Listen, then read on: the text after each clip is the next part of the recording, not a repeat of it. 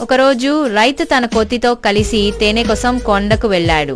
కోతి చెట్టెక్కుతుంటే రైతు కింద చూస్తూ ఉండేవాడు.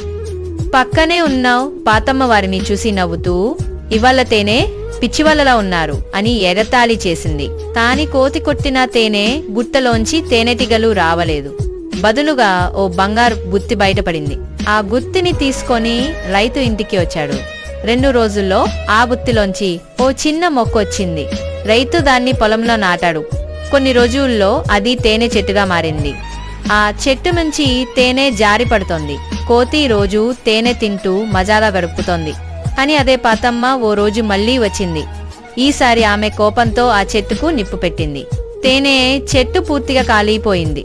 రైతు బాధతో కూర్చుని ఏడవసాగాడు. కోతి కూడా నిశ్శబ్దంగా కూర్చుంది. అప్పుడు ఇద్దరు ఒకసారిగా చెబుతారు, ఎందుకంటే ఇంకా ఎవరూ లైక్ చేయలేదు.